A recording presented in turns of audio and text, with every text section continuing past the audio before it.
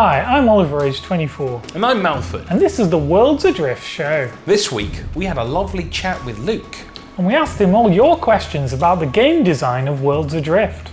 Here's that video now. So Luke, do the developers themselves actually have an interest in playing Worlds Adrift, or do they just want to make it? Odd question, because obviously, we are properly into making this. The main inspirations for the game were Skies of Arcadia and The Legend of Zelda Wind Waker, because I felt there wasn't really any games doing that kind of huge open sort of exploration thing, see something in distance and just fly to it. So yeah, we sort of started building this, and here's where we are. Super excited to actually play it. So someone's asking if it's going to be possible to fly a ship by yourself, or whether you'll definitely need a crew to fly ships. Yeah, one of the big things is having a lot of options for how to play the game. So solo players definitely will be able to play through the entirety of the game and see everything there kind of is to see just by themselves. They'll obviously have to play it a little bit differently, maybe a faster, more nimble ship, but we do have something that lets them control more aspects of their ship. And I guess in a more efficient way if you're by yourself. Crews will have more options, but they'll definitely, there'll be some stuff coming up that we haven't revealed yet. So do you reckon that as a solo player, I might be able to, if I had enough skill, take on a fully manned ship by myself? Not easily. If you got lucky, you might be all right. But I think, in the nature of these kind of games, you can't sort of like bust in solo and go against a fully manned crew and expect to come out. But, just the way that you can sort of use physics and all that kind of stuff, you could probably pull some crazy stuff off. So you'd have to have like some kind of weird strategy or something? Yeah, or caught them by surprise, or, really did plan out your attack, then yeah, you could probably pull it off. So what kind of long-term goals are there going to be for players?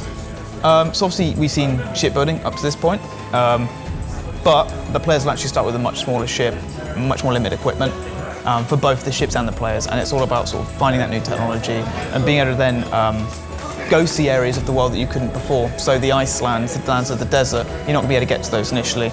You're also going to need actual equipment to survive in those, whether it's big furry coats, stuff like that. Then we also have knowledge, which is how you study the world and the ruins and finding all the lore and the story. You can piece that together and then start to create and specialise your schematics in all sorts of ways. So there's a lot of progression and customisation there. How many flags am I going to be allowed to put on my ship? Because I want to have a lot of different flags. There's not really a limit. You can just place them wherever and whenever you want. Yeah. We might have like a total limit on ships, but if you want to just fill that all with flags, you can. You could even steal someone else's flag and stick it on your ship and disguise yourself as maybe another faction. So you probably don't want to put a lot of flags on you, because that just means there's more to nick. I want my ship to look like a birthday cake. Yeah, go for it. So where do we see Worlds Adrift in the long term, kind of a few years down the line even? Yeah, a lot of the systems we're building is just for players to just run with what they want, how they want to play it. I'd love to see these huge factions popping up, little sort of pirate towns just kind of floating in the sky, big trading posts happening.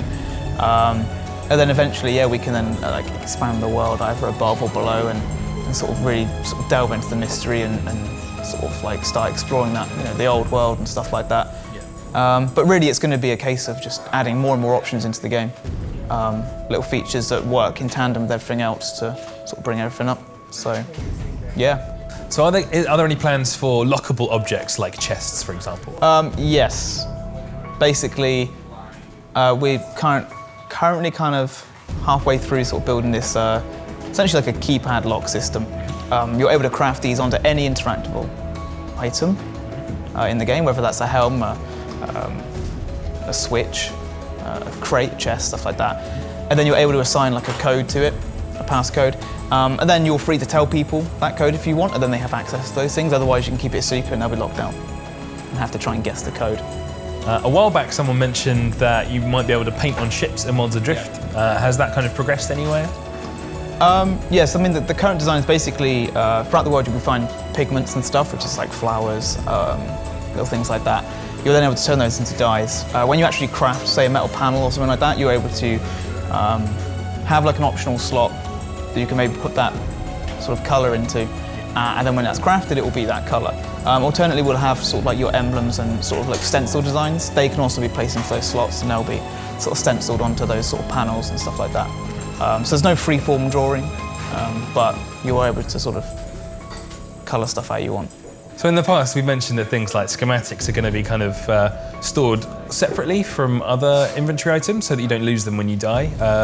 Is there any plan for you to be able to kind of put those in with the rest of your inventory items so that they can be either stolen or traded or something like that? Yeah, I mean, so initially schematics are always inventory items. They're found in the world. Even when you sort of generate them yourselves using knowledge, they will be in your inventory. What you then do is you learn them. When you learn them, they're kind of imprinted to memory, I guess, and those are when they can't be lost. Up until that point, though, you need to decide if you're going to learn them or not, and you will have a limited space on how many you can learn. So you'll have to forget some if you want to sort of learn new ones, like Pokemon.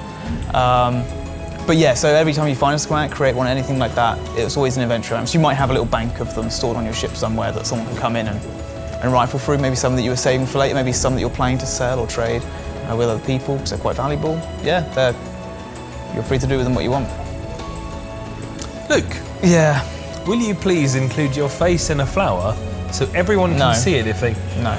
Thank you for your time, Luke. Yeah, no worries. It was very illuminating. It was. Sorry for any questions you didn't ask me. Or all the ones we had to cut out. Yeah, all those. All those ones. Yeah. And the vicious rumours. Vicious. Make sure you subscribe if you like our videos. You can see more cool stuff. And thanks for watching. Bye.